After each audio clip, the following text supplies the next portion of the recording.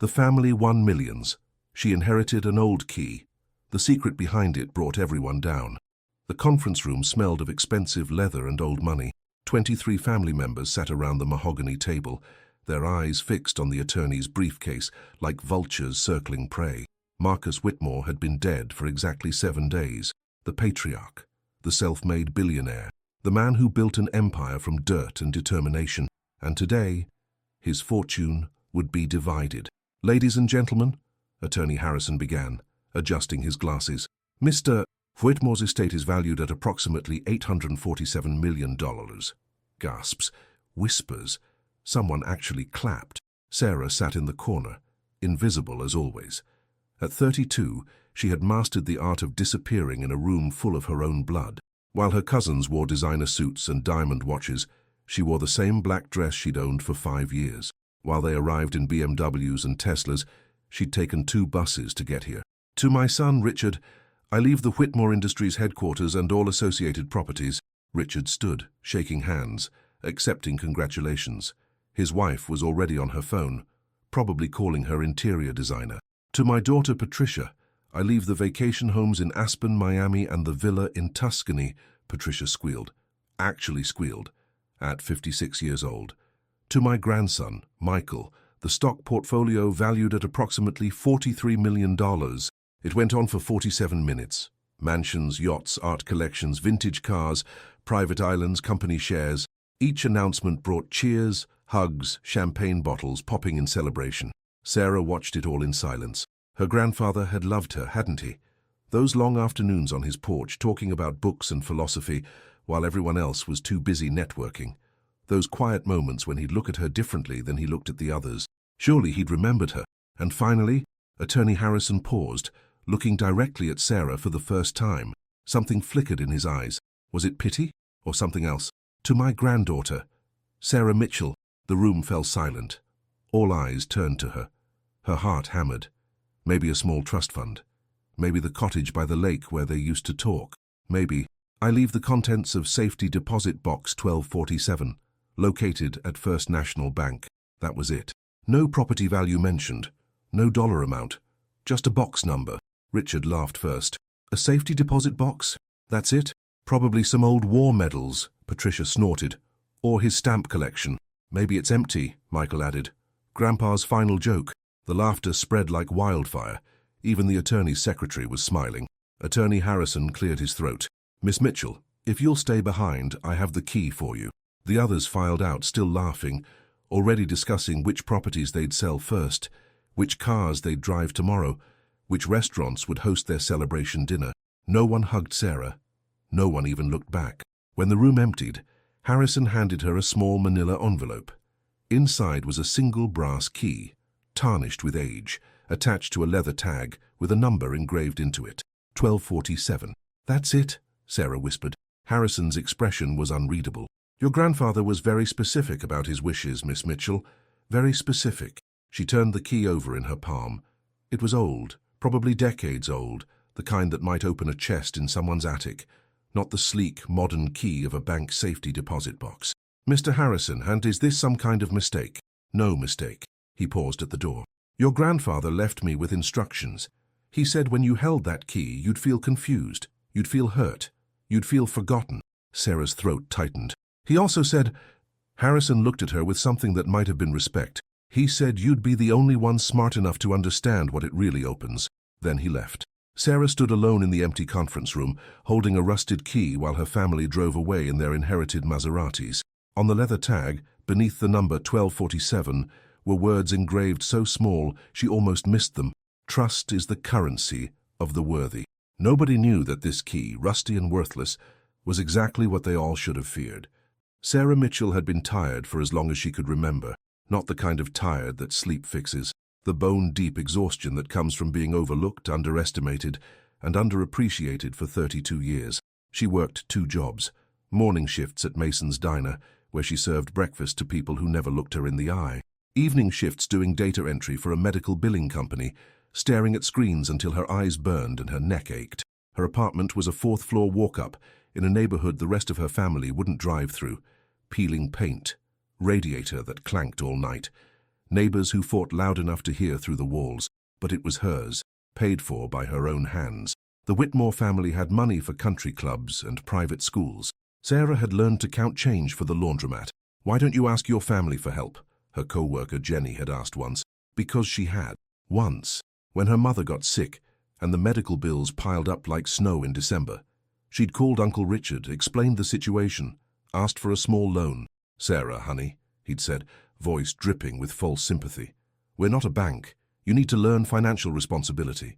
This from a man who'd inherited 3 companies. She'd never asked again. The funny thing was she'd grown up right alongside them. Same family name, same blood, but somewhere along the line, the family tree had split. There were the Whitmores who mattered. And then there was Sarah. Her mother had been Marcus Whitmore's daughter from his first marriage. The marriage before the empire, before the billions, before the glory. When Marcus remarried into high society, his new family came with connections, ambition, and ruthless social climbing. They integrated seamlessly into the Whitmore legacy. Sarah's mother never quite fit. Too quiet, too kind, too ordinary. And Sarah inherited that curse. She was invited to family events only because excluding her would look bad. She sat at the children's table until she was 25. Her birthday was forgotten more years than it was remembered, except by him, Grandpa Marcus.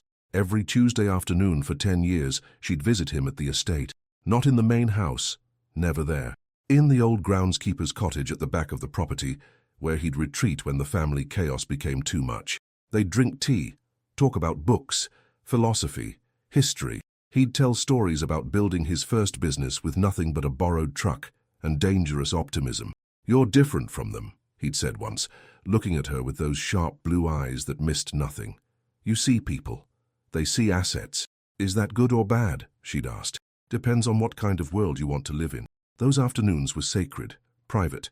The rest of the family never knew how much time they spent together. They were too busy managing investments and planning galas. "One day, little bird," he'd told her on what would be their last conversation, "one day you'll understand why I kept you separate, why I kept you protected." Protected from what? He'd smiled sadly. From becoming them. 3 weeks later, he was dead. Heart attack in his sleep. Peaceful, they said. Probably a lie. Sarah had cried alone in her apartment. No one from the family called to check on her. Now she sat on her lumpy couch, staring at the brass key that was apparently her entire inheritance. Behind her, a framed photo. Marcus Whitmore and 8-year-old Sarah, feeding ducks at the pond. He was laughing. Really laughing. Not the performative laugh he used at family functions. She traced the engraved words on the leather tag again. Trust is the currency of the worthy. He'd always spoken in riddles toward the end. Cryptic phrases that seemed meaningful, but never quite landed. Or maybe she just hadn't been listening carefully enough. He always said that one day she'd understand why she was never treated like the others. Maybe that day was today. The will reading had been a spectacle of greed dressed up as grief. Sarah replayed it in her mind, each moment a fresh cut. The conference room had been prepared like a stage. Attorney Harrison at the head of the table, leather portfolio open, reading glasses perched just so. The family arranged by importance, Richard and Patricia closest, their children in the next ring, then the cousins, the in-laws, the hangers-on, and Sarah. Chair pushed slightly back from the table, as if she might contaminate the proceedings. "The Whitmore estate," Harrison had begun, voice solemn and dramatic, "represents 3 generations of business acumen and strategic investment." Richard had nodded sagely, as if he'd built any of it himself. Mr. Whitmore was very specific in his wishes. He spent considerable time ensuring each bequest reflected his relationship with the recipient. Patricia dabbed her eyes with a tissue. Actual tears. Sarah wondered if she'd practiced. The reading began. Richard received Whitmore Industries headquarters, a glass and steel monument worth $89 million, plus controlling shares in 3 subsidiary companies. He'd stood to accept congratulations like he'd won an Oscar. His son clapped. His wife filmed it on her phone. "You earned this, Dad," Michael had said, loud enough for everyone to hear. Earned. By being born first. By being male. By being there. Patricia got the properties. The Aspen house where Sarah had never been invited. The Miami penthouse used twice a year. The Tuscan villa that appeared in magazines. She'd literally squealed, then immediately started planning a party. "I'll finally renovate the Miami place properly," she'd announced. "Marcus never let me touch it." because it wasn't hers. Until now. Michael received the stock portfolio, carefully curated over 40 years, worth more than most people would see in 10 lifetimes. He was 26. His greatest accomplishment was getting kicked out of 2 colleges. "Grandpa always believed in me," he'd said, voice thick with false emotion. Marcus had called him that useless boy in private. It continued. Cousins received cars, jewelry, art pieces. Even Patricia's husband, who'd married into the family only 8 years ago, received a vintage boat collection. The celebration grew louder with each bequest. Champagne appeared from somewhere. People were making phone calls, texting friends, posting on social media. Sarah sat perfectly still. "Don't worry," Cousin Jennifer had whispered, leaning over. "I'm sure Grandpa left you something nice too." She'd meant it kindly. Probably. Then Harrison had called her name. The room temperature seemed to drop. Sarah Mitchell. She'd stood on shaking legs. Harrison pulled out the manila envelope. Thin, light, worthless-looking, compared to the leather portfolios and official documents everyone else received. "To my granddaughter, Sarah Mitchell, I leave the contents of Safety Deposit Box 1247. Silence. Someone coughed. "That's it?" Richard's voice dripped with satisfaction. Safety deposit box. The box number and key," Harrison confirmed. "What's in the box?" Patricia asked. "I don't have that information. Mr. Whitmore sealed it personally." Michael laughed. "It's probably empty." Classic Grandpa, teaching Sarah about disappointment. The others joined in. Not cruel laughter. Worse, pitying, embarrassed for her. "Maybe there's a savings bond in there," someone suggested. "Or his Purple Heart from the war," another added.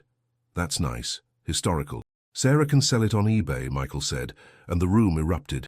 Even Harrison's secretary was smiling behind her hand. Sarah felt her face burning. She wanted to disappear, to melt into the floor, to wake up and discover this was a nightmare, but it wasn't.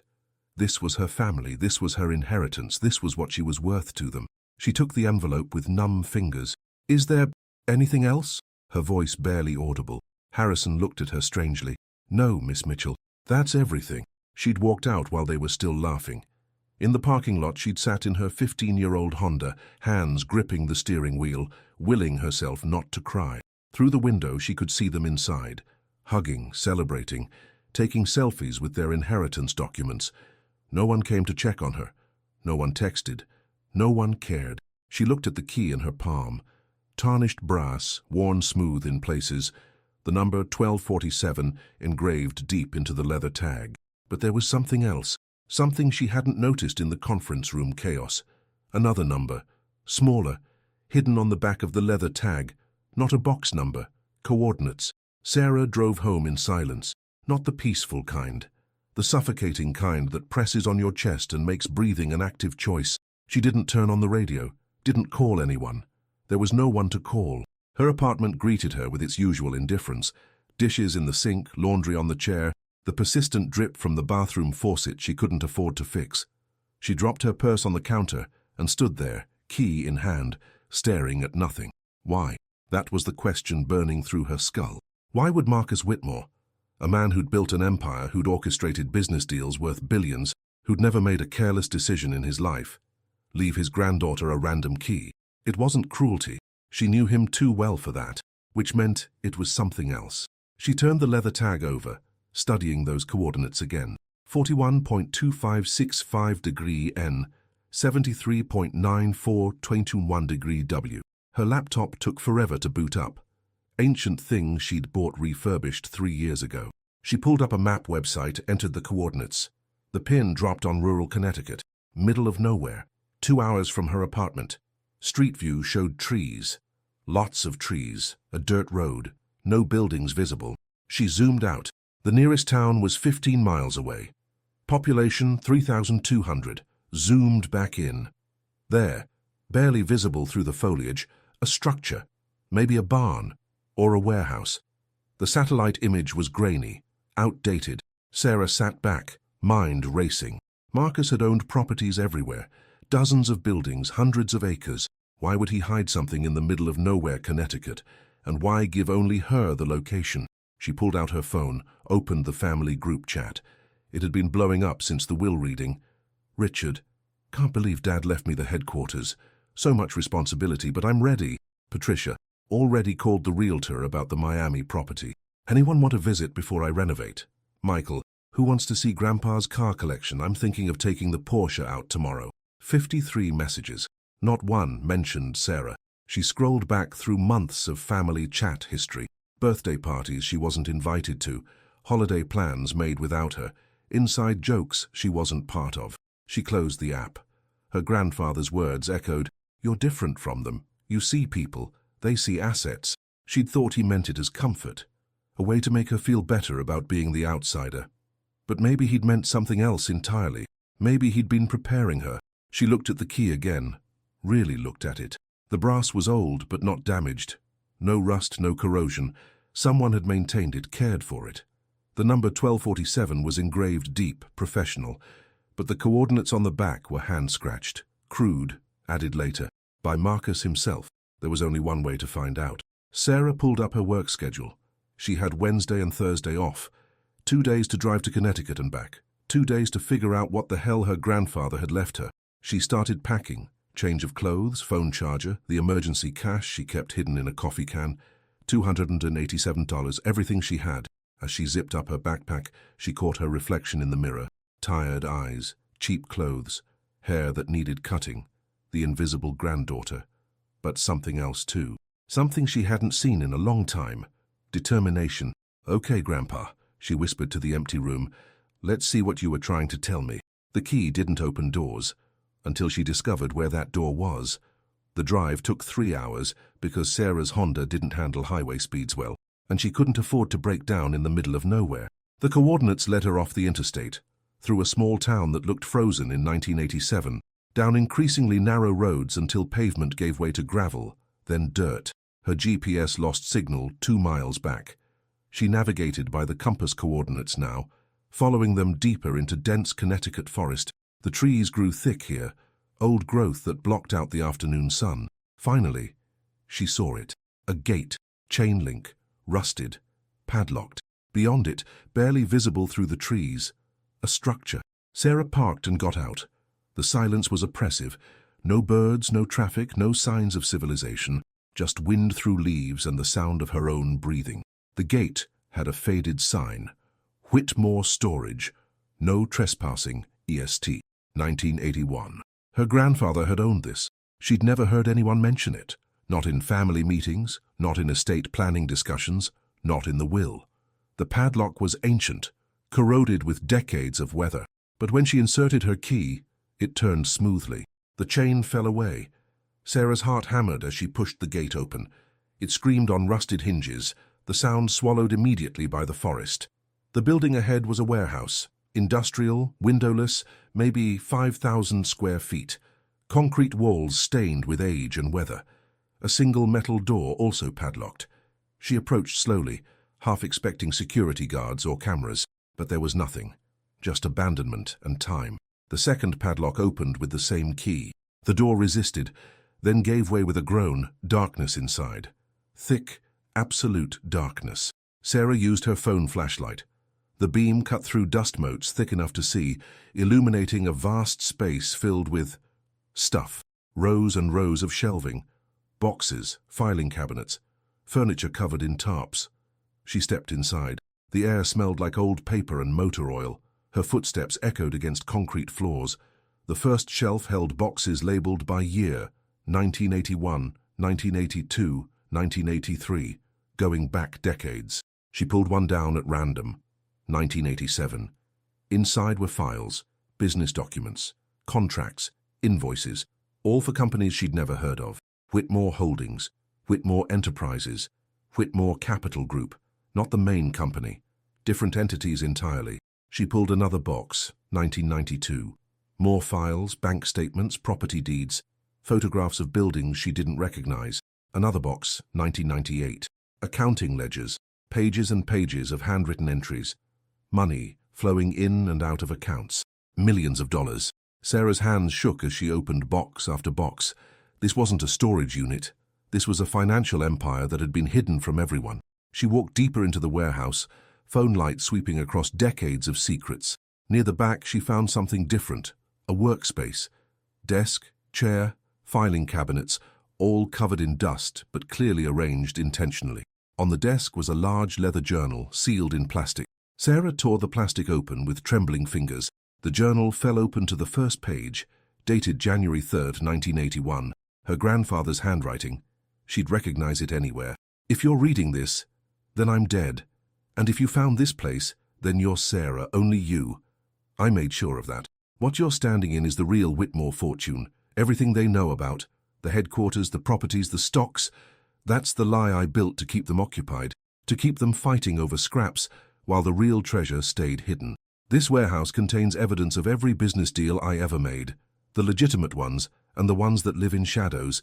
It contains the original deeds to properties they don't know exist, bank accounts in names that won't appear in any will, companies that operate under different flags. But more importantly, it contains proof of what they did, what they tried to do, what they've been doing for 20 years. I need you to understand something, little bird. Your family didn't just tolerate my success. They tried to steal it, and when that didn't work, they tried to destroy me. This journal will explain everything, every page, every date, every crime. The key wasn't a gift, Sarah, it was a weapon. And I'm giving it to the only person I trust not to become them. Sarah's legs gave out.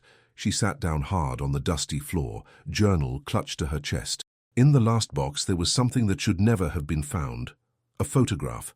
Her entire family, Richard, Patricia, Michael, all of them, standing in her grandfather's office. The photo was dated 6 months before his death. They were smiling, and Marcus was in the hospital. Sarah didn't leave the warehouse until darkness fell completely. She sat at that dust-covered desk, reading by phone light, page after page of her grandfather's careful documentation. The story that emerged made her physically ill. 1981. Marcus Whitmore discovered financial discrepancies in his company accounts. Small at first, $10,000 here, $25,000 there. He'd assumed accounting errors. 1983. The discrepancies grew. Internal audit revealed systematic embezzlement. The culprit, his son-in-law, Patricia's husband, Gerald. Marcus confronted him privately, offered a chance to make it right. 1984. Gerald brought in Richard. Together they'd created shell companies to funnel Whitmore money into private accounts. When Marcus discovered the expanded fraud, Gerald threatened to destroy the family publicly, claimed Marcus was mentally unfit. So Marcus made a choice. He went silent, not because he forgave them, because he was building a case. 1985-1995, Marcus systematically documented every theft, every fraudulent transaction, every forged signature. He moved real assets into hidden companies, created fake holdings for the family to fight over, built a paper empire while the real one operated in shadows. Page after page detailed the scheme. Richard had stolen over $40 million across 2 decades. Patricia had forged Marcus's signature on property transfers, selling land and pocketing the money. Michael, even as a teenager, had been taught to manipulate accounts, to cover tracks, to lie with confidence. But the worst part? They'd planned to have Marcus declared incompetent. Sarah found the documents, psychiatric evaluations they'd tried to fabricate, legal papers for guardianship, strategies to take control of everything while Marcus was still alive. Only Marcus was 3 steps ahead. He'd recorded conversations, collected emails, photographed documents, built an unbreakable case. Then he'd locked it all away and waited. The journal explained why. I could have destroyed them 20 years ago, sent them to prison, reclaimed everything. But what would that accomplish? They'd become martyrs. The family would fracture completely. The Whitmore name would become synonymous with scandal. So, I made a different choice. I built 2 legacies. One for them. The visible empire they'd fight over like dogs. Let them have it. Let them destroy each other trying to claim it. It's fool's gold anyway. Most of those assets are heavily mortgaged or worthless. The mansion needs $8 million in foundation repairs. The properties are in declining markets. The stocks are in dying industries. I gave them exactly what they deserve, the appearance of wealth and the reality of decay. The real Whitmore fortune, the legitimate businesses, the growing assets, the future. That's what I'm giving to you, Sarah. Not because you're my favorite, because you're the only one who never wanted it. The only one who never saw me as a bank account. Sarah's hands shook as she turned to the final section. Companies registered in Sarah's name. Whitmore Agricultural Holdings, 14,000 acres of farmland, value 67 million. Whitmore Technology Partners, venture capital firm, value 89 million. Whitmore Medical Properties, 23 medical buildings, value 124 million. Whitmore Future Fund, investment portfolio, value 441 million. All created over 30 years, all hidden from the family, all with Sarah listed as sole beneficiary, trust documents filed in a county courthouse 3 states away. Total value, $721 million, more than what was divided in the will. But Marcus hadn't just given her money, he'd given her a choice. The next page contained contact information for federal investigators, financial fraud specialists, and a lawyer who'd been paid in advance to help her prosecute the family if she chose. This is where you decide what kind of person you are, little bird. You can take the money and disappear, change your name, build a life far from them. I wouldn't blame you. Or you can burn it all down. Every document here is admissible.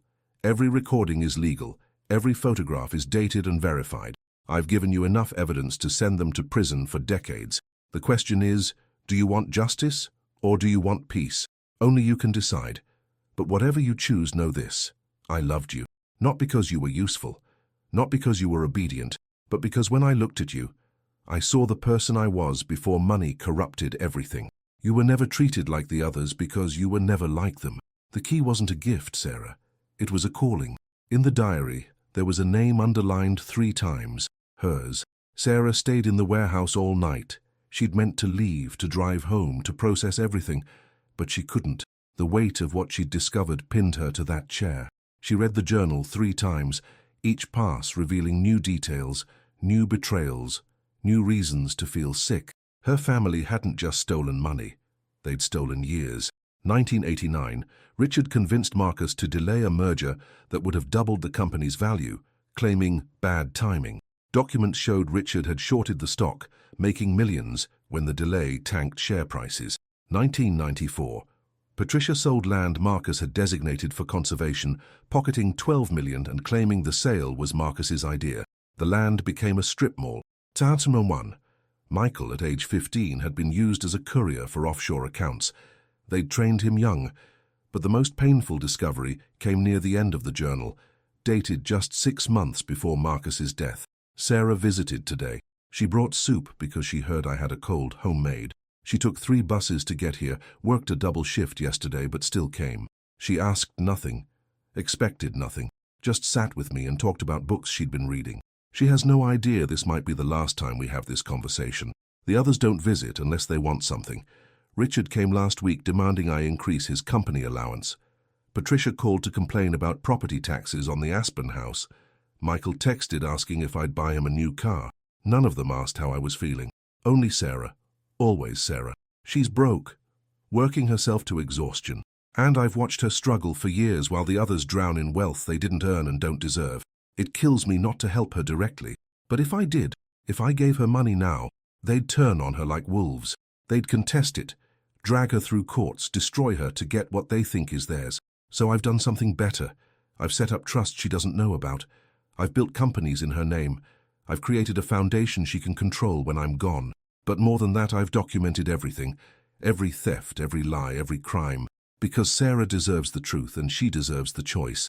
When she finds this place, and she will, because she's brilliant, she'll have power they can't imagine. Not just financial power. The power of knowledge, the power of proof. They think they've won. They think the will reading is the end of the story. They don't know it's barely the beginning. The final entry was dated the day before his death.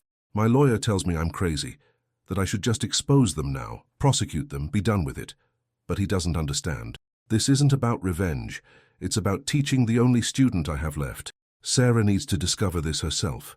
She needs to see with her own eyes what they are, what they've always been. She needs to stand at this crossroads and choose her own path. I can't make that choice for her. No one can. All I can do is give her the tools and trust who she is. Because here's what I know about my granddaughter. She's stronger than she thinks, smarter than they've ever acknowledged, and kinder than this family deserves. The key isn't just about money or property or revenge. It's about showing her that being overlooked was actually protection, being underestimated was actually an advantage, being excluded was actually a gift. They made her invisible. I'm giving her the power to decide if she wants to be seen. Trust is the currency of the worthy. And Sarah, if you're reading this, you've always been worthy. Every single day. You just didn't know it yet. Now you do. The choice is yours, little bird. Fly or burn it all down. I'll love you either way. Sarah closed the journal as the sun rose through the warehouse's high windows. The key wasn't a gift. It was a calling. Sarah sat in her car outside the warehouse as morning broke over Connecticut. She hadn't slept, couldn't sleep. Her mind spun with possibilities, consequences, choices. In her lap, Marcus's journal. On her phone, contact information for federal investigators who could launch a case that would destroy her entire family. One phone call. That's all it would take. One call, and Richard would lose everything. The headquarters he'd celebrated inheriting was already underwater on hidden loans. He'd face criminal charges for fraud, embezzlement, forgery. One call and Patricia's properties would be seized. Most were purchased with stolen money. Her villa in Tuscany, bought with funds Patricia had embezzled from company accounts. One call and Michael's future would evaporate. His stock portfolio was largely phantom assets.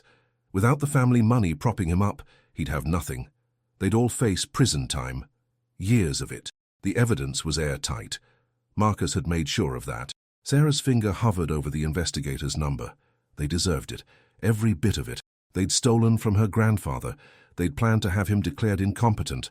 They'd laughed at her, laughed, when she received only a key. She could destroy them. Should destroy them. But there was always a but. They were still her family. Still the people who'd been at every Christmas, every Thanksgiving. Still the cousins she'd grown up with, even if they'd grown apart. So if she made this call, she wouldn't just be exposing criminals. She'd be destroying aunts and uncles, sending cousins to prison, tearing apart what was left of the Whitmore name. Was that justice, or was it just revenge with better paperwork? Sarah thought about her grandfather's words. You can take the money and disappear, or you can burn it all down. He'd given her both options. No judgment either way. But which person did she want to be?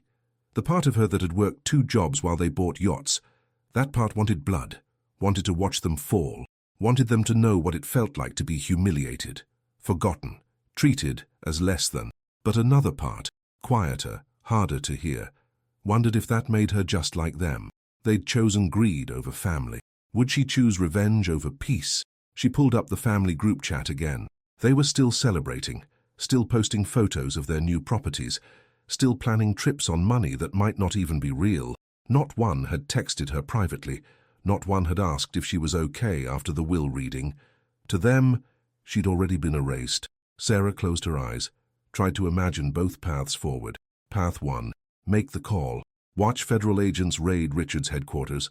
Watch Patricia get arrested at the Miami penthouse. Watch Michael's assets freeze. Watch the family name become synonymous with scandal and theft. Watch them understand, finally, completely what they'd done. But then what? She'd be alone. The family would never forgive her, even though they were the criminals. She'd be the villain in their story forever.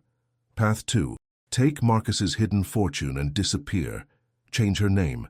Move somewhere they'd never find her. Build a life with the legitimate money he'd accumulated. Let them destroy themselves fighting over the crumbs he'd left them. Live well. Live quietly. Let karma sort the rest. But then the theft would never be exposed. The truth would die with her. They'd never face consequences. They'd never even know how thoroughly Marcus had outplayed them. Sarah opened her eyes. The truth was too heavy to keep, but it was also too dangerous to release. Both options felt wrong. Both felt right. How do you measure justice against peace?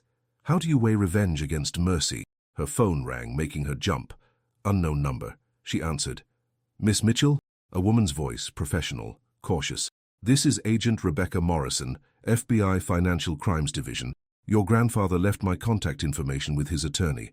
I've been waiting for your call. Sarah's throat went dry. How did you... The warehouse has a silent alarm. It alerts us when someone enters.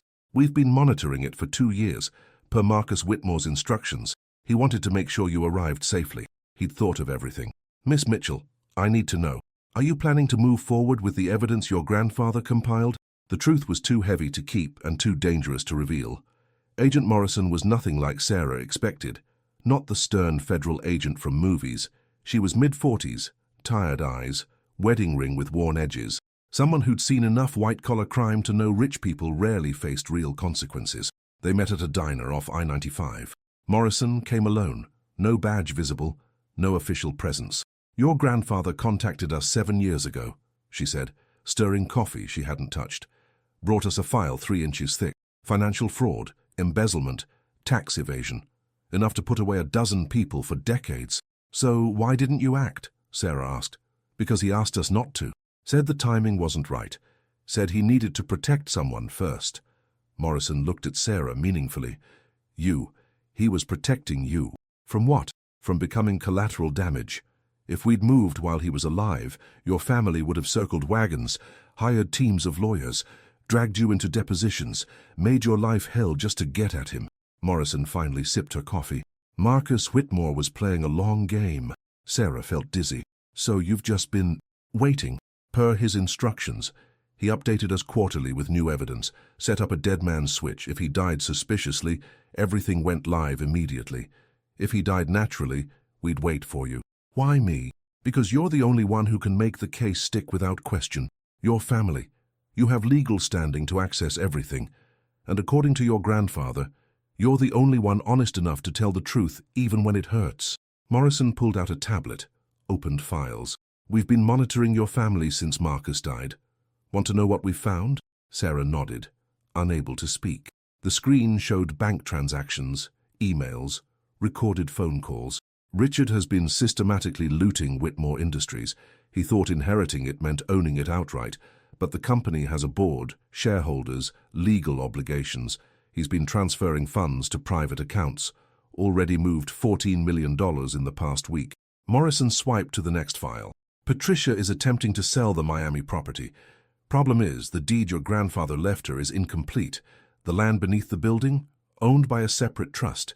She's essentially selling a house with no legal foundation. The buyer's going to sue when they discover." Another file. "Michael tried to access the stock portfolio yesterday. Discovered most of it is in a locked trust he can't touch until he's 40. He's currently consulting with lawyers about breaking the trust." Sarah's head spun. "They're all committing new crimes." "Exactly. Your grandfather gave them just enough rope to hang themselves. The more they grab, the deeper they dig their own graves."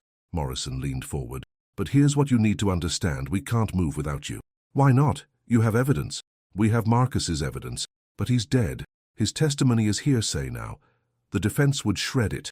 They'd claim he was mentally incompetent at the end, that these documents were fabricated, that a bitter old man was setting up his family. But you saw documents in a warehouse, without corroboration, without witnesses. It's just paper. But if you testify, if you provide context, if you confirm what Marcus told you about the family dynamics, then it becomes an unbeatable case." Sarah felt the trap closing. "So it's not really my choice at all. It's always your choice. You can walk away. We'll keep monitoring, maybe catch them on something smaller eventually. But the big case, the one that puts them away for what they really did, that only happens if you step forward." Morrison closed the tablet. "Your grandfather knew this would be hard. That's why he gave you the money first. Made sure you'd be financially stable before asking you to make this choice. You don't need them anymore. The question is, do they need to pay?" Sarah stared out the diner window. A family was loading into a minivan. Kids arguing about where to sit. Parents exhausted but smiling. Normal people with normal problems. She'd never have that with her family. That ship had sailed long before Marcus died. "There's something else," Morrison said quietly. "We found discrepancies in your grandfather's medical records." Sarah's blood went cold. "What kind of discrepancies?" "The heart attack that killed him? His doctor noted unusual medication in his system, drugs that could induce cardiac arrest in someone his age. Not enough to prove murder, but—" Morrison met her eyes. "Your grandfather didn't think he died naturally. His last update to us included suspicions. The photograph Sarah had found in the warehouse flashed in her mind. Her family in Marcus's office while he was hospitalized. They killed him? We can't prove it. Yet. But if you help us build the financial case, if we can get warrants, search their computers and phones." Morrison let the implication hang. She realized she hadn't inherited a key. She'd inherited an invisible empire and a murder investigation. Sarah spent 3 days in her apartment, blinds drawn, phone off. Agent Morrison had given her a secure laptop, encrypted, untraceable, loaded with every file Marcus had compiled. Sarah read everything. 20 years of theft documented in spreadsheets and scanned checks. Emails discussing how to hide money from auditors. Recorded calls where Richard and Patricia laughed about manipulating the old man. But the medical files were what broke her. Marcus's doctor had noted, 6 months before his death, that someone had been adjusting his medications, increasing blood thinners while adding drugs that shouldn't be mixed. Not enough to be obvious, but enough to weaken his heart over time. The doctor had questioned it. Marcus had brushed it off, claimed he sometimes forgot what pills he'd taken. But in his journal, Marcus had written, "They're trying, I can feel it. Patricia brings me tea now. Richard insists I take vitamins. They think I don't notice. But I notice everything." He'd known they were killing him, and he'd let them, because stopping them would have tipped his hand, would have revealed he knew about all of it. So Marcus Whitmore had chosen to die slowly, documenting everything, leaving Sarah the proof she'd need. That's not strategy, that's sacrifice. Sarah's hands shook as she closed the laptop. She'd spent 3 days trying to find a way out, some compromise where she could take the money and disappear without anyone getting hurt. But there was no third option. Either she exposed them, all of it, the theft and possibly the murder, or she became complicit by staying silent. Her grandfather hadn't just left her a choice, he'd left her a test. What kind of person was she?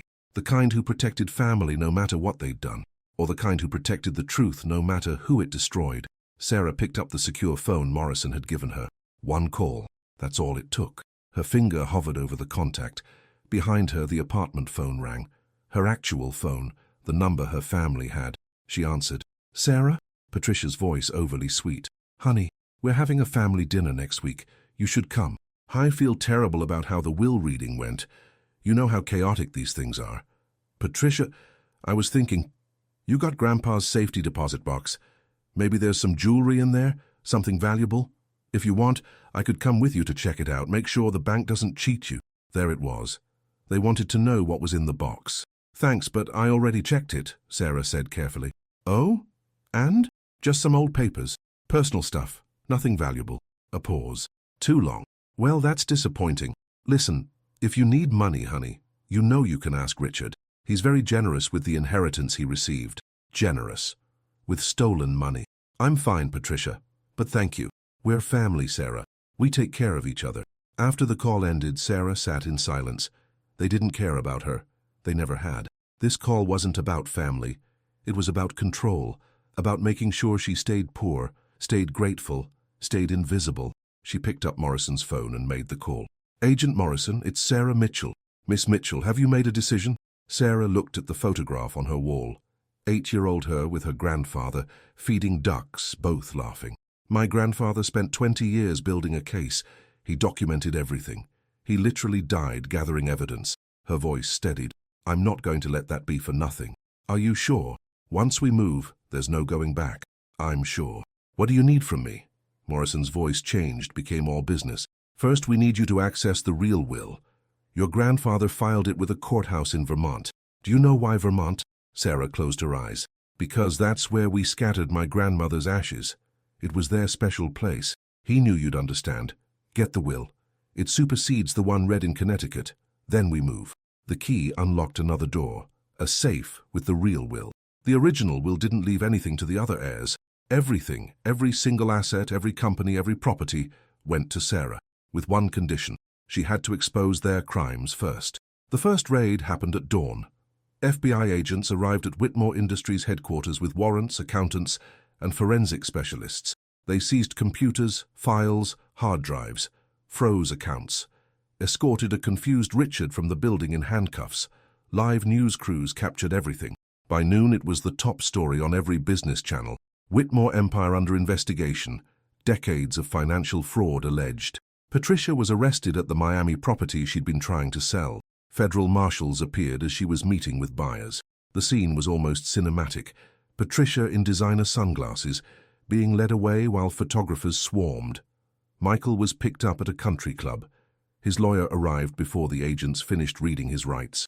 By evening, 17 members of the Whitmore family and associated businesses were in federal custody. Sarah watched it all from Morrison's office, secure location, anonymous. The evidence was devastating because Marcus had been meticulous. Recorded phone calls of Richard discussing how to hide assets from auditors. Emails from Patricia asking accountants to make some numbers disappear. Bank records showing Michael serving as a courier for offshore transfers. Text messages discussing Marcus's declining health with suspicious satisfaction. But the media firestorm was nothing compared to the family group chat. Sarah's phone, still connected to the family's messaging, exploded with panic. "Richard, this is a mistake, a massive mistake. My lawyers will have this cleared up by tomorrow." Patricia, "Someone tipped them off. Someone betrayed this family." Michael, "Who the fuck talked? Who went to the FBI?" Jennifer, "Cousin, they froze everything. I can't access my accounts, everything." Gerald, Patricia's husband, "Stay calm, everyone. Say nothing without lawyers present." Then someone figured it out. Michael, "Where's Sarah?" Patricia, "Sarah wouldn't. She couldn't." Richard, "That bitch. That ungrateful little bitch. We should have cut her out completely." Michael, "When I get out of here, she's dead. I swear to God." Morrison was monitoring the chat. "We'll use those threats. Makes our case even stronger." The unraveling accelerated. The fake will was exposed. The properties Richard, Patricia, and Michael had inherited were revealed to be deeply mortgaged or legally encumbered. Most of the fortune they'd been celebrating was actually debt and liabilities. The Aspen House, $4 million in unpaid taxes and liens. The Miami penthouse, built on land Patricia didn't actually own. Michael's stock portfolio? Most shares were in shell companies that existed only on paper. Marcus had given them everything worthless and kept everything valuable hidden. The legitimate businesses, the ones actually making money, had been quietly transferred into trusts for Sarah years earlier. Agricultural holdings, medical properties, technology investments, all clean, all legal, all untouchable by prosecutors. The media started connecting dots. A Wall Street Journal article, "How a Billionaire Spent 20 Years Setting a Trap for His Own Family." Forbes, "The Whitmore Heir They Overlooked. Meet Sarah Mitchell, Overnight Billionaire." CNN, exclusive, "The Granddaughter Who Brought Down a Criminal Empire." Sarah didn't give interviews, didn't release statements, stayed silent, but her face was everywhere anyway. Old photos pulled from social media. Reporters camped outside her apartment. Her co-workers at the diner and medical billing company gave interviews describing her as quiet, hard-working, kind. She never mentioned being a Whitmore, her manager at the diner told cameras. She was just Sarah. Always picked up extra shifts, always helped new servers. The contrast was stark. Wealthy criminals versus working-class hero. Public opinion solidified fast. The Whitmores became symbols of everything wrong with inherited wealth. Sarah became the underdog everyone rooted for. Inside the family, the panic turned to rage. Patricia's lawyer tried to plea bargain, offered to testify against Richard in exchange for reduced charges. Richard's lawyer immediately offered the same against Patricia. The family turned on each other with the same viciousness they'd once used to steal from Marcus. Michael's ex-girlfriend came forward with more evidence. He'd bragged to her about embezzling from the old man, shown her bank statements, laughed about how easy it was. Cousins who'd received smaller inheritances started cooperating with prosecutors, claiming they'd been manipulated by Richard and Patricia. The empire didn't just collapse, it devoured itself. And through it all, Sarah's phone kept buzzing with messages from family members she'd barely spoken to in years. "Sarah, please, you have to tell them. It's a misunderstanding." "Sarah, I have kids. They need me. Please." "Sarah, we're family. You can't do this to us." But one message stood out from an unknown number. "Your grandfather would be proud. They thought you were weak. You've proven them all wrong. But be careful. Desperate people do desperate things. Agent Morrison, police, investigations, media, scandals. The fortunes of relatives were frozen. Companies entered crisis. Relatives entered despair. No one knew who leaked everything, but everyone knew who had the key. The second will reading happened 6 weeks after the arrests. Different law office, different attorney, much smaller room. Only 3 people attended. Sarah, Agent Morrison, observing for the federal investigation, and attorney James Chen, the lawyer Marcus had hired specifically for this moment. No family. They were all either in jail awaiting trial or under house arrest with ankle monitors.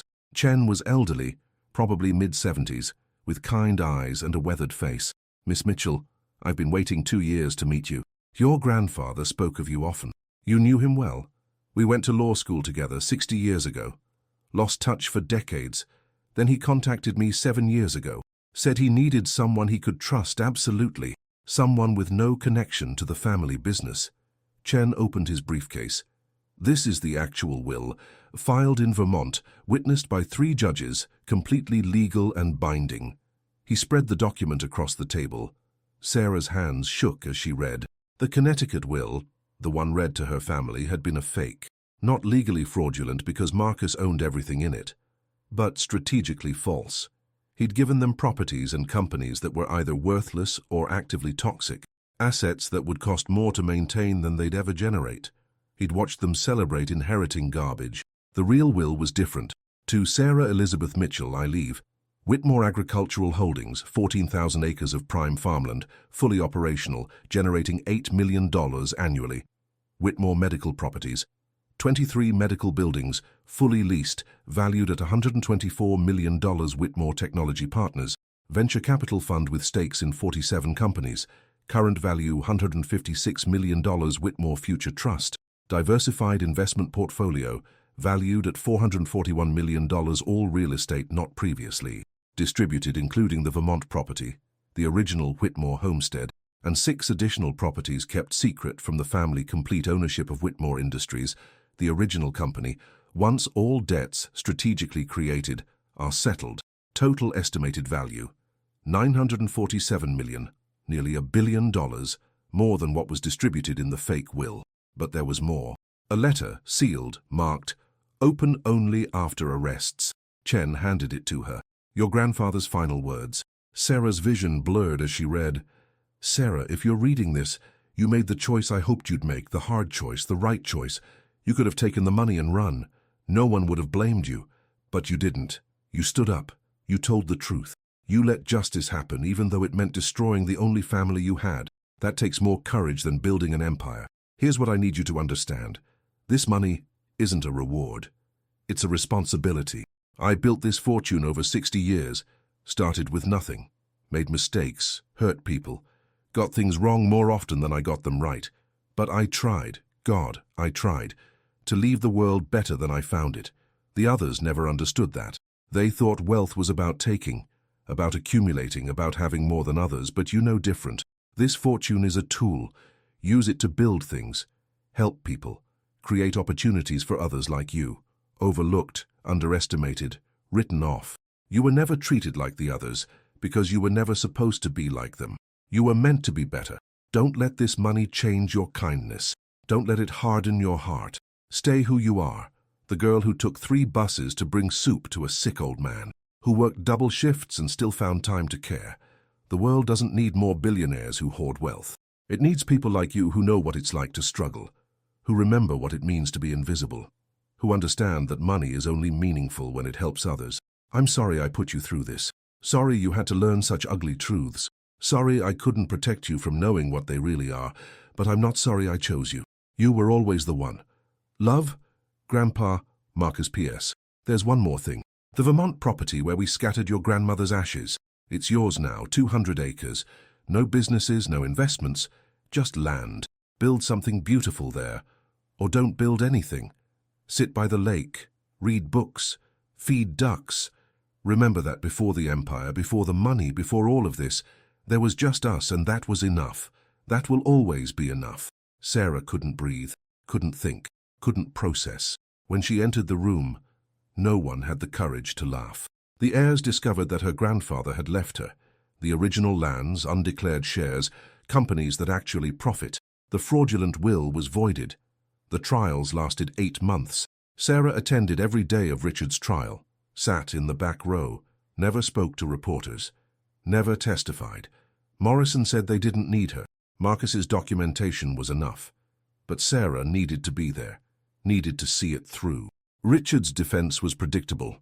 Marcus had been mentally incompetent. Sarah had manipulated him. The evidence was fabricated. The prosecution demolished it in 3 days. They had recorded phone calls, video surveillance, bank records with Richard's fingerprints and signatures, emails from his own accounts discussing fraud in explicit detail. The jury deliberated for 4 hours. Guilty on all counts, 18 years in federal prison. Patricia's trial was shorter. She tried to claim she'd been manipulated by Richard, that she'd believed everything was legal. Then they played recordings of her laughing about milking the old bastard for everything he's worth. Guilty. 12 years. Michael attempted a young and influenced defense. Said his father and aunt had groomed him into criminal behavior since childhood. The judge wasn't sympathetic. Mr. Whitmore, you're 26 years old. At some point, you become responsible for your own choices.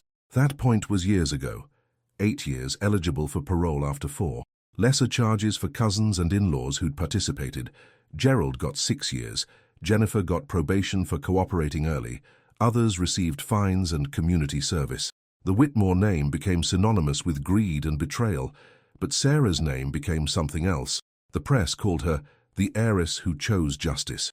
Ted wanted her for a talk. Universities offered honorary degrees. Charities begged for meetings. She declined everything. She showed up to the final sentencing hearing. The judge asked if she wanted to make a victim impact statement. Sarah stood. The courtroom went silent. She looked at Richard, Patricia, Michael, her family, sitting in prison orange, faces hollow, futures destroyed. For 8 months she'd thought about what she'd say in this moment. All the anger, all the hurt, all the years of being invisible. She could destroy them with words now. Make them understand exactly what they'd done to her. But standing there, looking at them, Sarah realized something. They already understood. They sat in that courtroom, stripped of everything, wealth, status, freedom, finally experiencing what she'd felt her entire life, invisible, powerless, forgotten. So instead of a speech about justice or revenge or consequences, Sarah said only this: "I forgive you." Richard's head snapped up. Patricia made a sound like she'd been struck. "Not because you deserve forgiveness, you don't. Not because I've forgotten what you did, I haven't. But because carrying hate around would make me like you. And I've spent my whole life trying not to be like you." Sarah took a breath. "My grandfather left me everything because he knew I'd use it better. Not smarter. Not more profitably. Just better. To help people instead of hurt them. To build instead of steal. To give instead of take." She looked at each of them. "You'll have years to think about your choices. I hope you use that time well. I hope you become better people. But whether you do or not, I'm done letting you define my life." Sarah turned to leave, then stopped. "One last thing. You used to laugh at me for being poor, for being nobody, for inheriting just a key." She smiled, sad but genuine. "Now you finally understand the value of an old key." She walked out. They called after her, Richard shouting, Patricia crying, Michael pleading. Sarah didn't look back. Outside the courthouse, Agent Morrison waited by a black SUV. "How do you feel?" she asked. Sarah thought about it. "Free. Your grandfather would be proud." "I hope so." Sarah climbed into the SUV. "Now comes the hard part." "What's that?" "Figuring out who I am when I'm not the invisible granddaughter anymore." Morrison smiled. "Something tells me you'll figure it out just fine." Sarah spent the first month just breathing. No decisions, no plans, no pressure. She'd moved out of her apartment.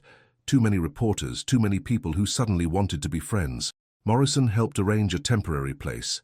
Quiet, secure, anonymous. Sarah sat on the balcony and watched the world move without her for the first time in 32 years. No alarm clocks, no double shifts, no counting change for groceries, just silence and space and possibility. The money sat in accounts she barely looked at. Her financial advisor, carefully vetted by Chen, sent weekly summaries she didn't read. It didn't feel real yet. Maybe it never would. What does feel real? A text from Jenny, her co-worker from the diner. "Hey, I know things are crazy. Just wanted to say I miss you, hope you're okay, no pressure to respond." Real friends, the ones who knew her before. Sarah replied, "Miss you too. Coffee next week?" "Yes, my treat." "Wait, should you treat now?" "LOL, kidding. Your treat." Sarah laughed. Really laughed. First time in months. The second month she started making plans. The Vermont property, the 200 acres Marcus left her, became her focus. She visited it, walked the land, sat by the lake where they'd scattered her grandmother's ashes. It was perfect, untouched, peaceful. She hired architects. Not the fancy ones who designed celebrity mansions. Local firms who understood the land and respected it. "I want to build something," she told them.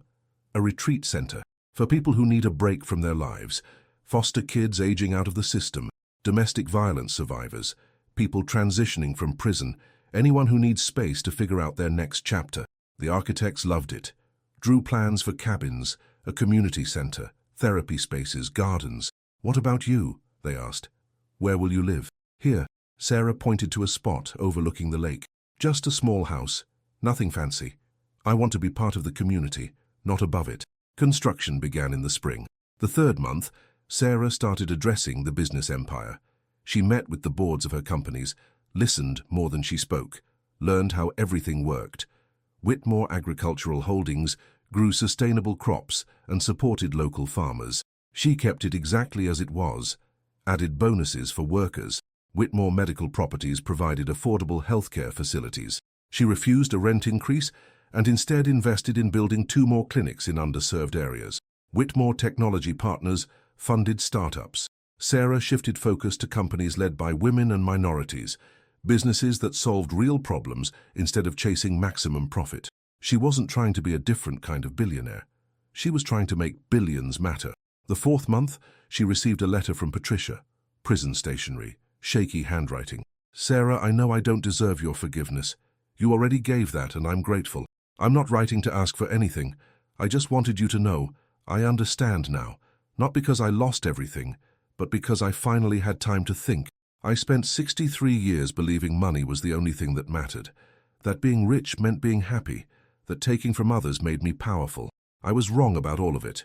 You were right there the whole time, showing us a different way, working hard, being kind, asking for nothing, and we mocked you for it. I'm sorry. Not sorry I got caught. Sorry for who I was. Sorry for what I taught my children. Sorry I wasted a lifetime being cruel when I could have been like you. I hope the retreat center is beautiful. I hope you help people the way Grandpa hoped you would. I hope you're happy. That's all I wanted to say. Patricia. Sarah folded the letter carefully, filed it away. Forgiveness didn't mean forgetting, but it meant moving forward without chains. By the 6th month, the Vermont Retreat Center opened. 20 cabins, 50 beds, staff trained in trauma-informed care. No one turned away for inability to pay. Sarah lived in her small house by the lake, just like she'd planned. She woke early, helped in the kitchen, talked with guests, read books on the porch. Simple, quiet, enough. She finally understood why he chose her, because she knew that empires don't make you happy. People do. 1 year after the will reading, Sarah returned to Marcus's grave. First time since the funeral. She'd been too angry, too confused, too overwhelmed. Now she was ready. The cemetery was quiet. November wind rattled through bare trees, scattering leaves across polished headstones. Marcus's marker was simple. Marcus Whitmore, 1932-2024, builder, father, grandfather. No mention of billions or empires or businesses, just what mattered. Sarah knelt, traced the letters with her fingers. Hey, Grandpa. Sorry it took me so long to visit. The wind answered, nothing else. I did what you asked, well, sort of. I exposed them. They're in prison. The truth came out. She paused. But I also forgave them. I don't know if that's what you wanted, but it's what I needed. A bird landed nearby, watching. The retreat center opened. It's beautiful. Exactly like you would have wanted. We've helped 47 people so far, gave them space to heal, to think, to start over. Sarah smiled. One woman told me it saved her life. She'd been living in her car for 6 months. Now she has a job, an apartment, hope. The bird flew away. I think I finally understand what you were teaching me. The key wasn't about money or revenge or even justice. It was about choice. You gave me the power to choose who I wanted to be when everything changed. Sarah pulled the brass key from her pocket. She still carried it, couldn't quite let it go. I could have become like them. Could have hoarded the money, lived in mansions, forgotten where I came from. The fortune made that possible. She turned the key over, studied the worn metal. Or I could remember. Remember being invisible. Remember struggling. Remember what kindness felt like when someone showed it to me. She placed the key on the grave marker. So I choose to remember. Every day. I wake up in my small house and I remember. I talk with people at the retreat center and I remember. I make decisions about businesses and investments and I remember. The sun broke through clouds, warming her face. You were right, Grandpa. About all of it. The family, the money, the choice. You spent 20 years setting this up, knowing you wouldn't be here to see how it turned out. That's not strategy, that's faith. Sarah stood, brushing dirt from her knees. I hope I'm making you proud. I hope this is what you imagined when you gave that stupid key to the granddaughter everyone forgot about. She started to walk away, then turned back. Oh, And Grandpa, thank you. Not for the money, for seeing me when no one else did, for believing I was worthy when I didn't believe it myself, for loving me enough to give me the hardest choice of my life. Sarah left the key on his grave, finally ready to let it go. She didn't need it anymore.